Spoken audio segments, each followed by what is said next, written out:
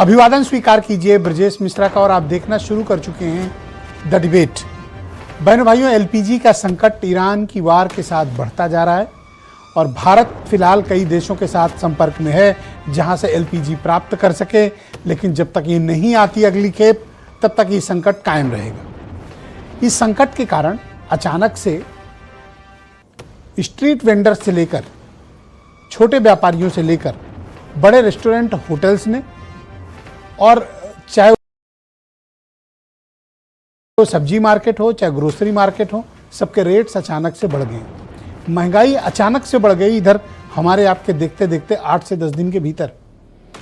आज इस विषय की चर्चा करेंगे कि ईरान वार का जो इफेक्ट है वो आम भारतीयों पर किस तरह से भारी पड़ रहा है और इसका हल क्या है और इस मसले का समाधान कब तक होगा।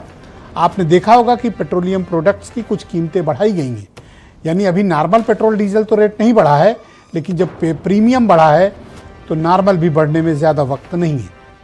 तो इसका हल क्या है, आज डिबेट इसी विषय पर। बहनों भाइयों, ईरान युद्ध के कारण भारत में महंगाई का स्तर भी बढ़ता जा रहा है। जैसे जैसे हमारी ईंधन की आपूर्ति प्रभावित होती जा रही है, उसका इम्पैक्ट जो शुरुआत में 8-10 दिन नहीं दिख रहा था, वो इम्पैक्ट अब दिखने लगा है। सामान्य चाय जो ठेलों में 10 रुपए की मिलती थी, इन दिनों 15 से 17 रुपए की मिलने लगी। जो 200 रुपए की थाली मिलती थी, अब 300 रुपए की मिलने लगी। सब्जियों के रेट बढ़ गए। वैसे नवरात्रि में फलों के रेट भी बढ़ जाते थे, लेकिन इस बार तो कुछ ज़्यादा ही रेट बढ़ गए हैं। आप सामान्य ग्रोसरी मार्केट जाएं, वहाँ रेट्स बढ़े हुए हैं। किसी रेस्टोरेंट में चले जाएं, एक तो मेन्यू कम हो गया है, यानी सामान खाने के सामानों की कमी है, वैरायटी ज़्यादा नहीं है, और जो है भी उस पर तकरीबन 20 से 25% का अलग पैसे लिए जा रहे हैं। कीमतों में ये वृद्धि हुई है। क्यों हुई है? बहन भाइयों, कमर्शियल सिलेंडर्स बाज़ार में उपलब्ध नहीं है। अगर हैं भी तो बहुत ज़्यादा राशनिंग उस पर हो रही है, बहुत कटौती हो रही है। अगर आपको अपने रेस्टोरेंट में 4 की ज़रूरत है, 1 उपलब्ध है, बाकी 3 के लिए या 2 के लिए आपको कोई और तरीका अपनाना पड़ेगा। तो दूसरा तरीका है ब्लैक मार्केटिंग का। तो जो 1200, 1500, 2000 के सिलेंडर हैं, वो 4-4 हज़ार रुपये, 5-5 हज़ार रुपये में ब्लैक में अवेलेबल है। इसलिए रेस्टोरेंट बंद तो नहीं हो रहे हैं, लेकिन उनके खर्चे बढ़ गए हैं। क्यों? क्योंकि उन्हें ब्लैक में वो मिल रहा है। इस कारण सबने रेट्स बढ़ा दिए। ये रेट कोई ऐसा नहीं कि सरकार की जानकारी में नहीं, सरकार को सब पता है। जब रेट बढ़ेंगे तो सरकार को टैक्स भी उसी रेट पे मिलेगा, इसलिए सरकार को कोई फर्क नहीं पड़ेगा, उसका तो टैक्स बढ़ेगा, लेकिन भरेंगे आप अपनी जेब से। कहीं भी चले जाएं आप, सब रेट बढ़ गए। जो पीजी में बच्चे रहते हैं, उनके हॉस्टल्स में जो खाना बनता है, उसके रेट्स बढ़ गए हैं। अब सोचिए, ख़ासतौर पर आज मैंने प्रयागराज में बहुत बच्चों से बात की, लखनऊ में डेलीगेसी में बात की, इलाहाबाद यूनिवर्सिटी के डेलीगेट से बात की। तो डेलीगेसी में तो गजब हालात हैं इस समय। सिलेंडर मिल नहीं रहा, चूल्हों पे खाना बन रहा है। बहुत जगहों पर चूल्हे पे खाने बनाने पर प्रतिबंध भी है, नियम कानून टूटते हैं। तो वैसे तो लोग छिप छिपा के घरों में बना ले रहे हैं, लेकिन स्ट्रीट वेंडर, छोटा व्यापारी, ठेले वाला क्या करेगा? ये ब्लैक में सिलेंडर लेने को बहनों भाइयों मजबूर हैं, क्योंकि डोमेस्टिक सिलेंडर इनके लिए उपलब्ध नहीं हो। तो आम आदमी 24 घंटे 48 घंटे लाइनों में लग रहा है, 3-3 दिन लाइनों में लग रहा है, तब जाके नसीब हो रहा है। ईरान की वार ने एनर्जी सेक्टर में सारे सिस्टम को खराब कर दिया। भारत के सिर्फ 2 ही जहाज निकल पाए हैं जब से ये वार शुरू हुई है, 28 फरवरी से, शिवालिक और नंदा देवी। ये 2 एलपीजी टैंकर भारत पहुंचे थे तो थोड़ा बहुत हमारा काम चला, लेकिन अभी कोई आसार नहीं है कि हमें कोई इसकी सप्लाई कब मिलेगी, क्योंकि स्ट्रेट ऑफ हार्मूज बंद है और दिनों दिन ईरान में स्थितियां खतरनाक होती जा रही। आपने कल अखबार में पढ़ा होगा, आज फिर पढ़ा होगा कि ईरान की एक ऑयल रिफाइनरी उड़ाई जाती है तो बदले में वो अरब देशों की 3 ऑयल रिफाइनरी को उड़ाता है। इनकी 1 गैस फील्ड उड़ाई गई, उनकी 4 गैस फील्ड ईरान ने उड़ा दी। और स्ट्रेट ऑफ हार्मूज अभी भी किसी के लिए खुला नहीं है। अब आज पता चला है कि भाई ट्रंप ये कोशिश कर रहे हैं कि खार्क द्वीप पे कब्जा करके फिलहाल वहाँ से किसी तरह इस नाकेबंदी को रोका जाएगा। लेकिन बहनों भाइयों, ये इतना आसान भी नहीं। नाटो देशों ने अमेरिका का साथ देने से मना कर दिया है। अरब देशों को यह भ्रम था कि अमेरिका उनका रक्षक है, कुछ भी आपदा विपत्ति आएगी अमेरिका बचाएगा, पर अमेरिका खुद बचे कि इनको बचाए। इसलिए देखिए, दुबई मार खा रहा है, अबू धाबी मार खा रहा है, दोहा मार खा रहा है, इराक मार खा रहा है, बहरीन मार खा रहा है। दुबई के बारे में जो भ्रम था ना कि बहुत सेफेस्ट सिटी है, यह भ्रम टूट गया है। उसका कारण है ईरान का आक्रामक अभियान।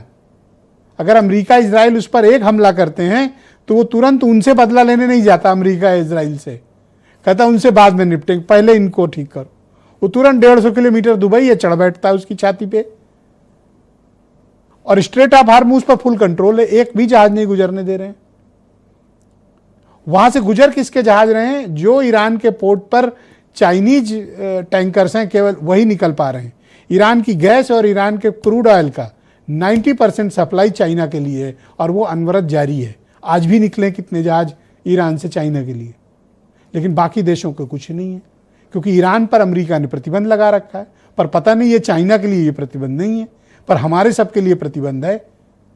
तो ये उनकी वार है, वो अपनी वार लड़ें, लेकिन हम पर परेशानी है कि वार हमारे लोगों के लिए परेशानी का वजह बनी।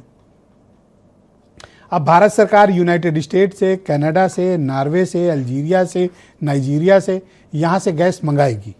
लेकिन बहनों भाइयों, गैस कोई ऐसा तो है नहीं कि सिविल लाइंस में मिलती है, डंडैया बाजार में मिलती है। आप आज अगर चाहते हैं कि आपको एलपीजी आपके देश में चाहिए, तो आज जो मौजूदा रेट होगा उस पर आप बुकिंग करिए। सप्लाई का टाइम आएगा 2 महीने बाद, यानी आज की बुकिंग करेंगे तो मई में आपको उसकी सप्लाई शुरू होगी, और फिर वो सप्लाई आने में 45-50 दिन है। तो सरकार के पास जो डोमेस्टिक प्रोडक्शन है, या 10% जो अलग सोर्सेस से आती थी, तो अवेलेबिलिटी उतनी ही है। मतलब जितनी आपका उपयोग है उसका 55-60% ही देश में उपलब्ध है, और वो भी डोमेस्टिक के लिए ज़्यादा फॉरवर्ड हो रहा है। होना भी चाहिए। मैं तो कहता हूं कि सिर्फ इसके लिए आदेश नहीं, इसके लिए एक लॉ बन जाना चाहिए कि जितनी उपलब्ध गैस है फिलहाल वो डोमेस्टिक यूजर्स के काम आए, उसको इंडस्ट्रियल या कमर्शियल में नहीं देना चाहिए, क्योंकि ये विपदा विपत्ति या कोई तुरंत खत्म होने वाली नहीं है। ईरान की वार लंबी खींचेगी। आज भी वहां 2-3 उनके बड़े नेताओं को, लीडर्स को इजराइल ने मार दिया है, तो अब वो उसका बदला आज रात में फिर लेगा। पहले युद्ध दिन में लड़े जाते थे, आजकल रात में लड़े जाते हैं। तो अब जो रात बीतेगी उसमें पता चलेगा कि क्या कांड हुआ है। लेकिन इसका इंपैक्ट हम पर, आप पर, सब पर आ रहा है, और वो सीधा महंगाई पर दिख रहा है। इंपैक्ट क्या है, यही समझेंगे आज की डिबेट में। कुछ बयान। ये लिक्विड पेट्रोलियम गैस नहीं, लापता गैस है। और न केवल गैस बल्कि डीजल, पेट्रोल और चीजें महंगी होती चली जा रही हैं। और जो ये सपना दिखा देते हम विश्व गुरु बनेंगे, हमने विश्व गुरु बनने का मौका खो दिया। न गैस की व्यवस्था ठीक से कर पाए, न पेट्रोलियम की व्यवस्था कर पाए, उसके कारण से पूरे देश में हाहाकार मचा हुआ है, तबाही मची है। आज पेट्रोल के दाम भी बढ़ गए और लगातार गैस मिल नहीं रही है। पूरे खाने पीने के सारी सामान महंगे हो गए हैं और बहुत ही दिक्कत है, लोगों को काफी परेशानी। यह भारत ही नहीं, दुनिया के हर व्यक्ति को एहसास है कि युद्ध से अहित होता है, उसका जनजीवन पे असर पड़ता है। मैं बिल्कुल कह सकता हूं कि युद्ध के असर को हम इनकार नहीं कर सकते हैं, असर पड़ सकता है। तो आज की डिबेट को आगे बढ़ाते हैं। डॉक्टर समीर सिंह भारतीय जनता पार्टी के प्रवक्ता हैं, डॉक्टर उमाशंकर पांडे हैं मेरे साथ, कांग्रेस कमेटी के प्रवक्ता, संजय गुप्ता उत्तर प्रदेश आदर्श व्यापार मंडल के अध्यक्ष हैं, सुनील साजन समाजवादी पार्टी के प्रवक्ता, अविनाश त्रिपाठी मेरे साथ मौजूद हैं, ये प्रदेश उपाध्यक्ष हैं और ये प्रदेश के प्रभारी भी हैं संजय गुप्ता के साथ, स्वीट्स एंड रेस्टोरेंट प्रकोष्ठ, यही है ना इनका? जी। हाँ, तो मतलब यही हैं जिनके रेट सबसे ज़्यादा बढ़ाए हैं, लोग इन्हीं को ढूंढ रहे हैं, त्रिपाठी जी को। और चंद्र प्रकाश जी मेरे साथ मौजूद हैं, राष्ट्रीय अध्यक्ष हैं all India LPG distribution federation के, दिल्ली से जुड़े हैं। काफ़ी रिक्वेस्ट के बाद आज ये हमारी डिबेट में आए हैं, तो ये एक बहुत ही सॉलिड आदमी है जो बताएंगे कि देश में एलपीजी क्राइसिस क्या पोजीशन है। और वीरेंद्र सिंह जी हमारे स्टेट हेड।